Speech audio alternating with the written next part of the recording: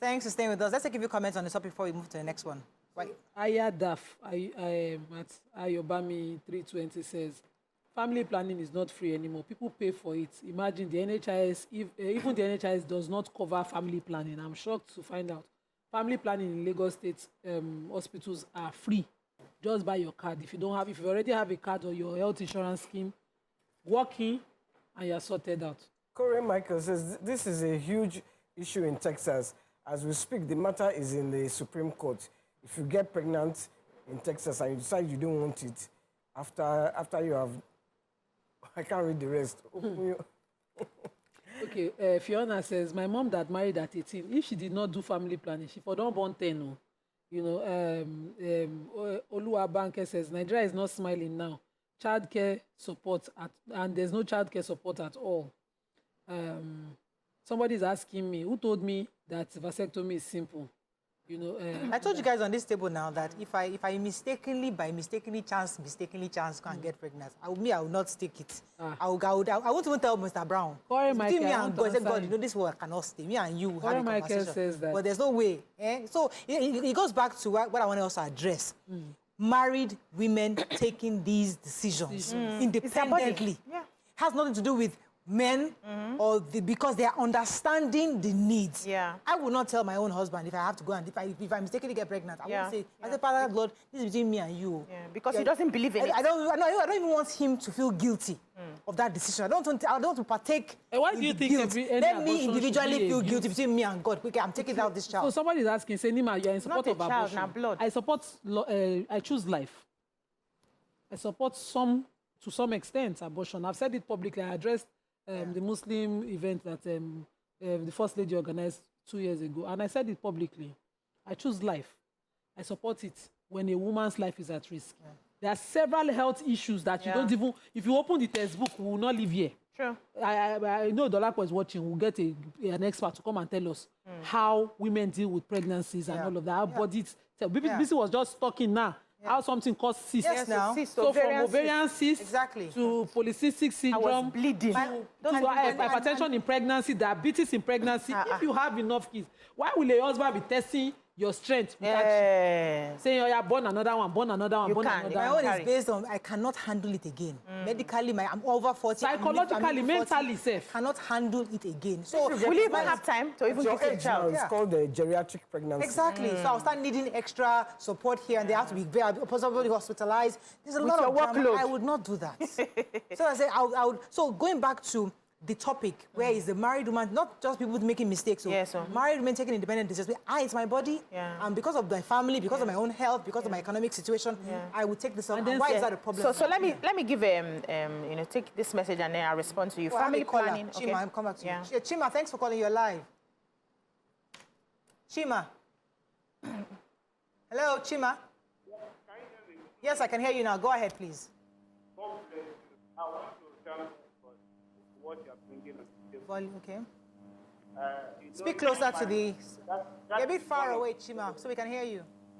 Sorry, I'm protecting my voice. I said thank you very much.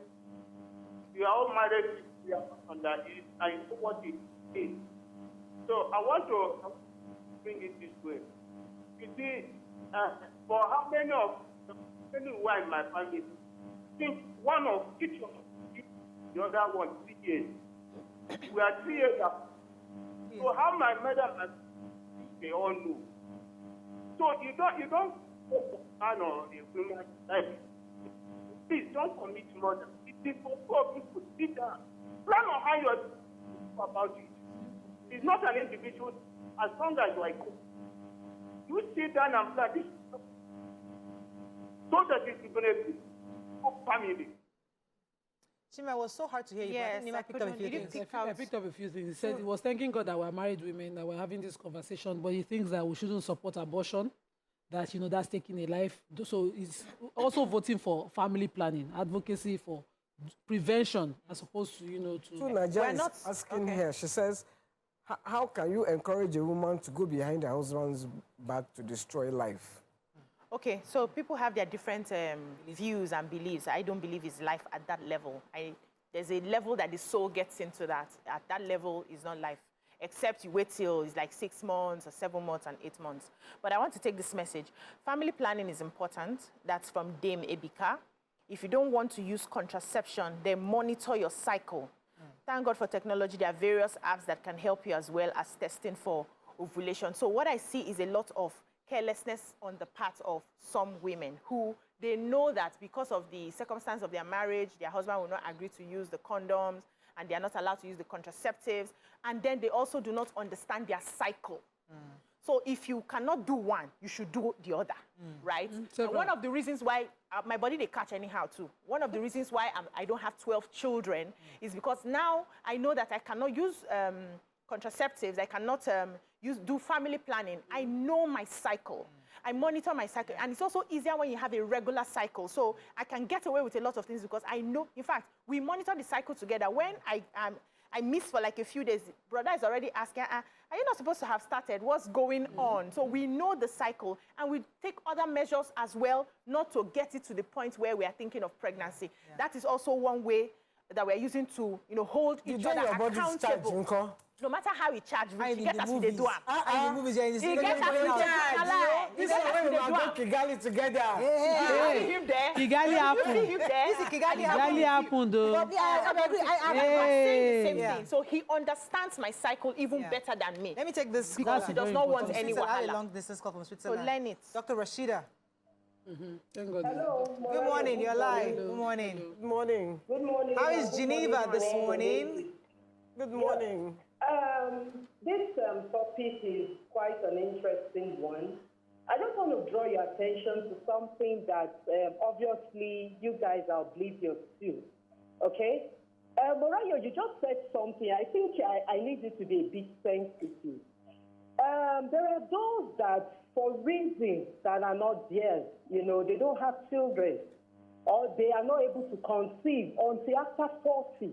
What do you want them to do? I think people should shed your light towards that perspective.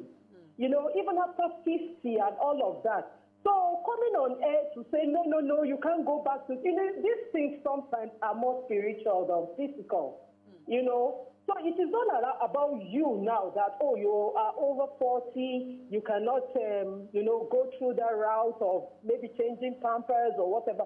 There are people that actually got married early, Dr. Rashida, do you know my medical condition? Dr. Marital, do you know my medical condition?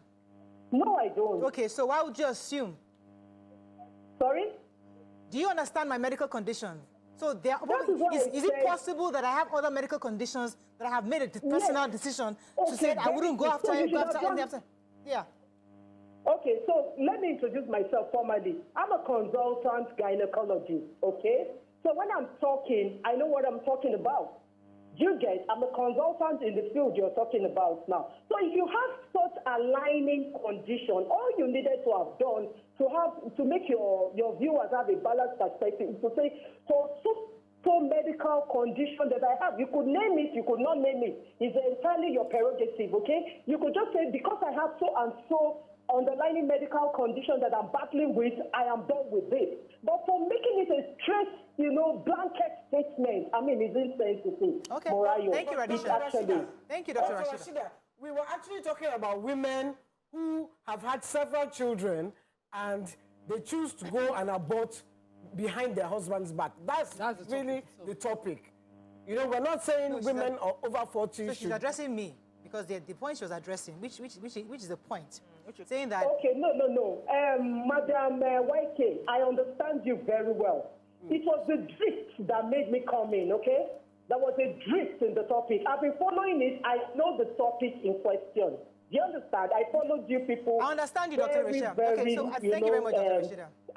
Thank you very much. So what she's saying is that when I said blanketly that after 40, I cannot get involved in having children because I'm done. Yeah. She's saying that I should have specifically said, because there are people after 40 who are still grappling, who are trying to have children. So I should have said it either because of a medical underlying condition or to be specific because it makes it look as if it's unfair to those who are just trying to start off having children at 40. So I understand. I hear good that point. because point taken. When you put a term a friend of mine just had a child at 44. So, but I know the pains she went through. But it might be her. There is no way you will tell her not to have a child. Yeah, exactly. There is no way. But that geriatric pregnancy is something that discourages some women from trying.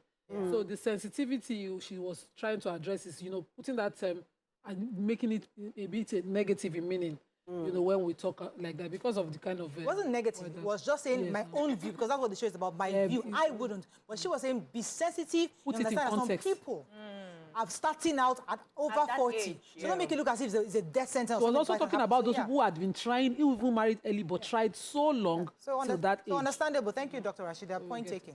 So let's go ahead. Any other angles? So we're talking about I think we just, slow down.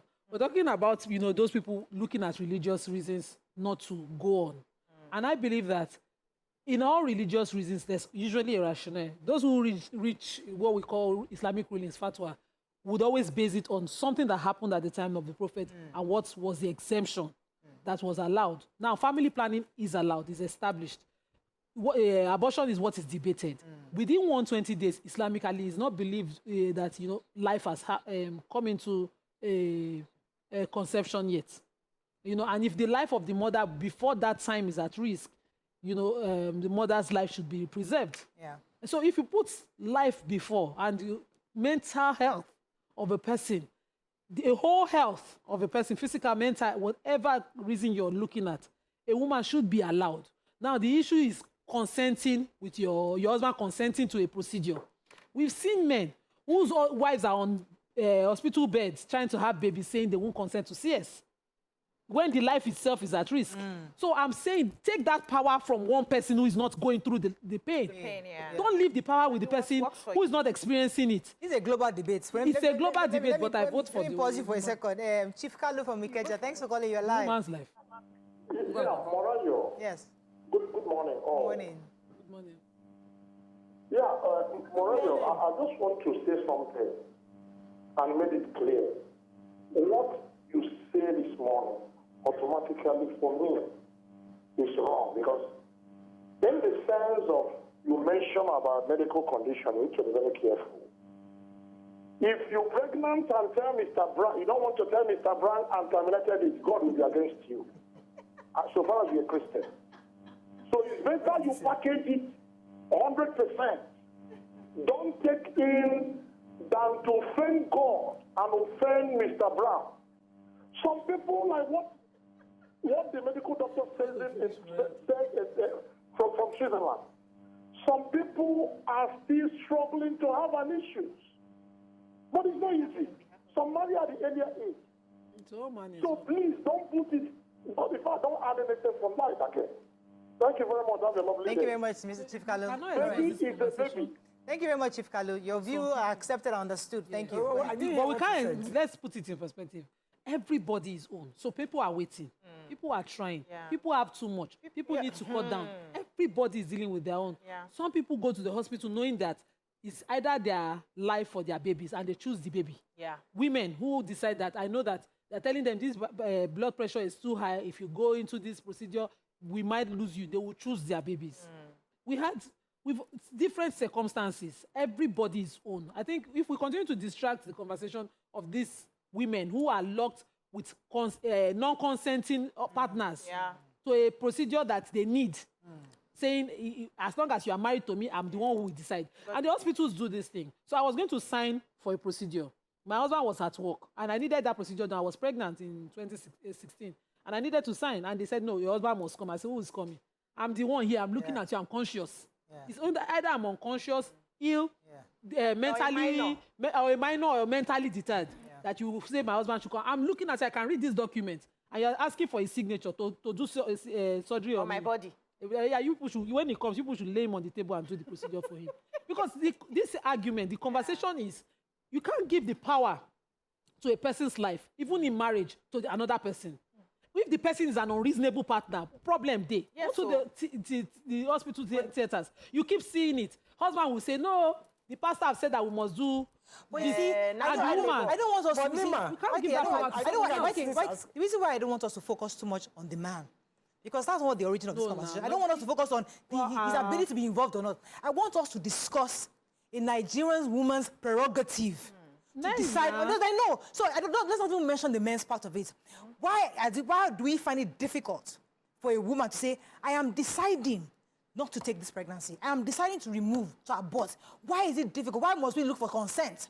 Why must we ask for somebody's permission? Why must we engage family conversations before you take a decision on your body? That's the crux of this. If you do it by yourself, you are considered an outlaw.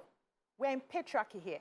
And it plays out in everything that we do. You go to the hospitals, and before they admit you for a procedure, they're asking for your husband's consent. You're not a minor.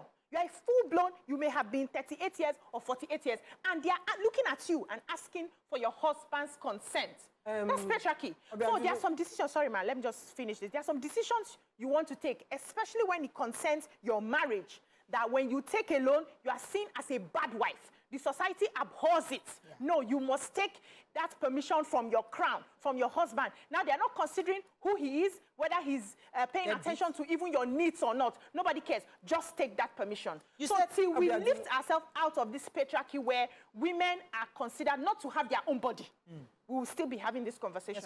I wanted to ask you, because if your husband is going in for an operation, would they ask you for permission? No, they don't.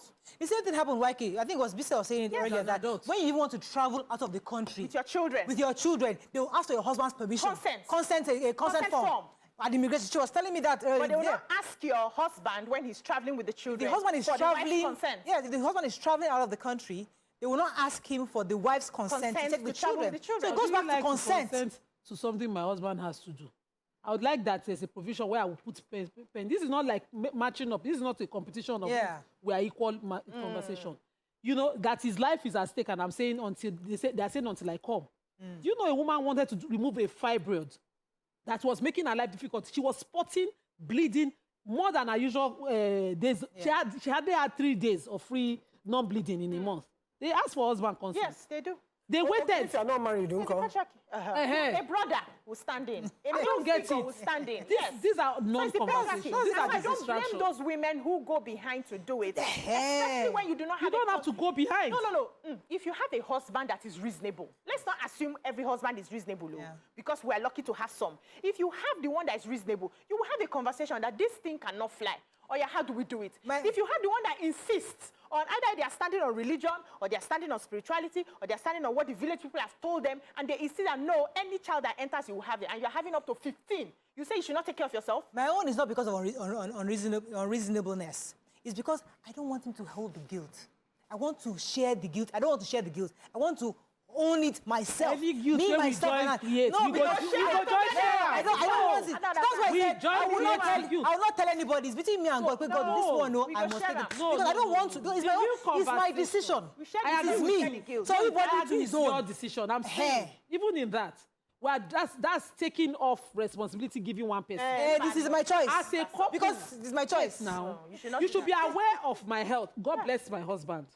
Because I don't have a normal circle. Yes. I don't have a normal hormonal balance like other women. Yes. My husband sat on the day the diagnosis was done, and he took it in as an adult. God will bless him, because that I looked at him and said, this journey of life that we are starting, you ready? Together, so and I saw him take it in. Some women run mad from that point and walk alone. I have had someone hold my hand.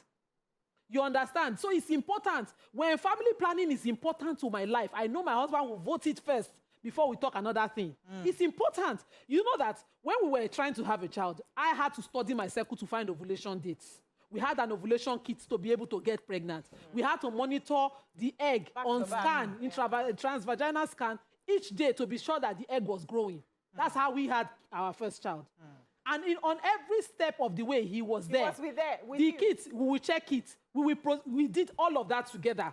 Every single thing. I have seen women in the same condition. They are walking alone. Yeah. They are walking alone. They are confused. You know? So if that kind of person is with you, you know your life is easy. Every step of the way, if your life now requires to plan, you will plan.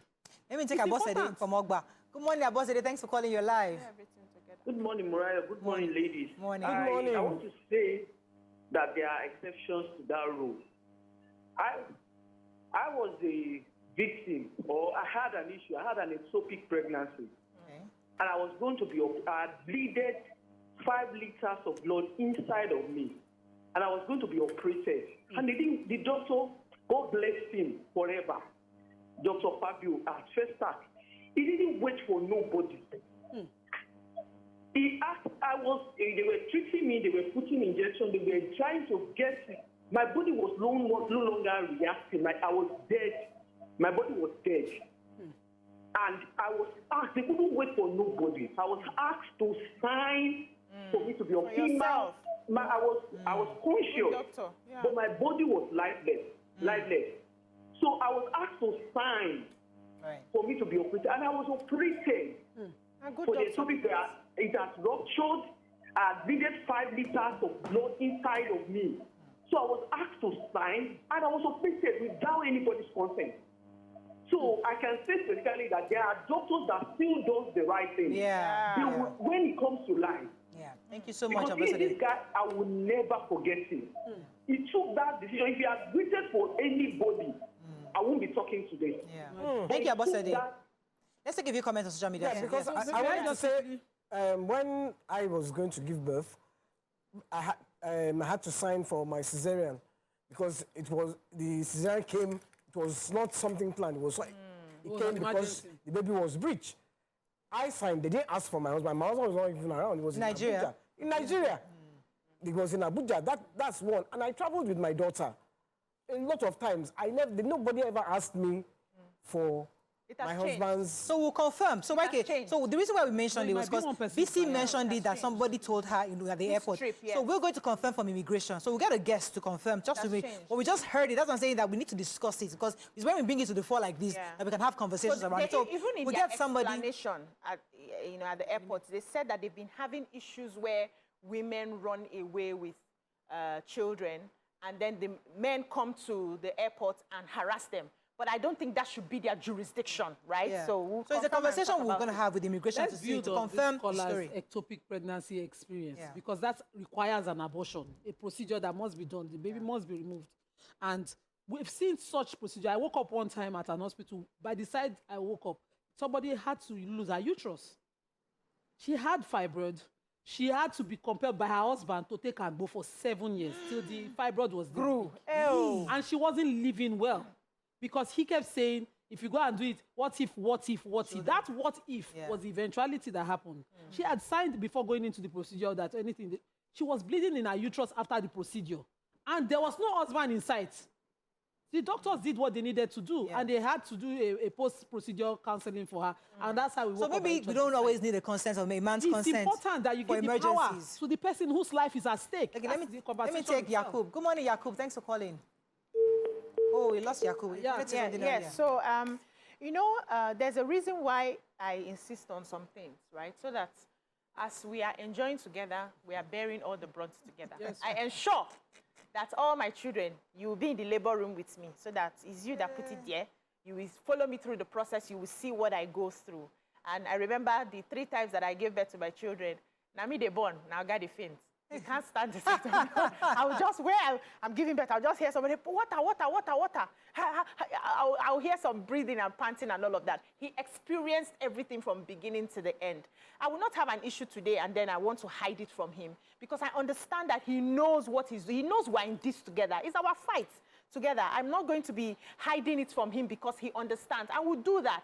Unfortunately, not all of us have men who understand like that. And this call, and I know you say we should not talk about the men, but we need to talk about the men because we're in a male-dominated world and in a male-dominated country and in a patriarchal system. So the men need to understand their role as protectors of their partners. They need to understand that the health of your wife is most important, irrespective of what your family members are saying. Maybe they've given birth to 4 girls, there's no boy, and you keep pushing this woman to keep going. That's also another angle, where you see somebody, 7 girls, we're still getting pregnant again because we're trying to have a boy. Yes, I know a family like that. Let me take Festus. Good morning, Festus, you're live.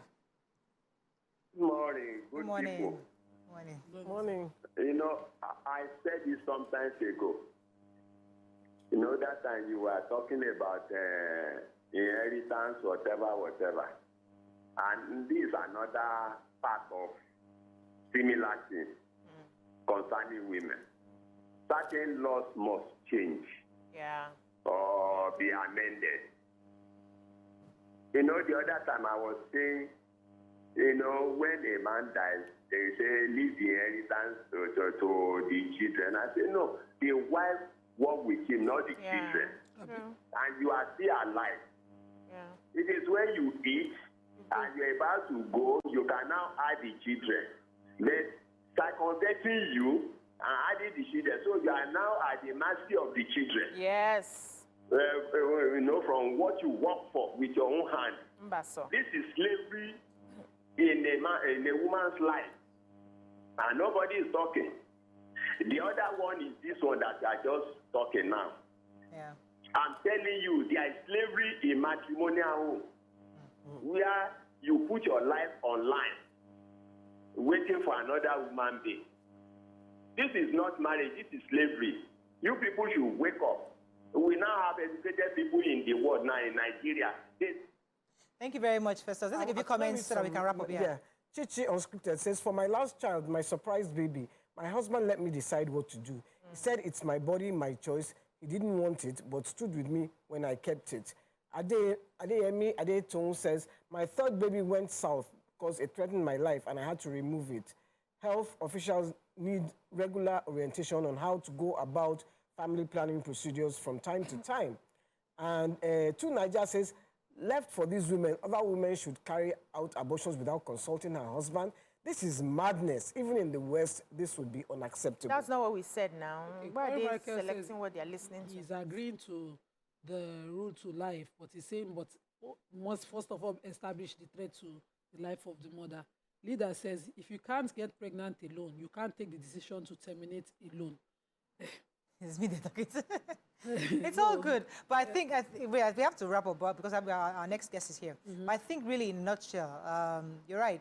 It takes two, right? So it's a conversation for two adults. Yeah. But whatever decision you make is between you and yourself God. and God. But the truth is that these married women who are taking these decisions have their reasons. The article we read said that they were taking it because of economic reasons. They loved their family so much. They didn't want to bring a new child into their economic realities. And that's their own decision. It's not for us to say if they agree or don't agree. Morayo, please, let's quickly say that abortion too is not easy. It's also a risk. The best thing is to prevent. So the women must also be advocated to do family planning. That's the way. Because abortion is also a risk. You're absolutely correct. I think that's all we can take on this segment. When we come back, we're bringing our guests. Stay with us. We'll be right back.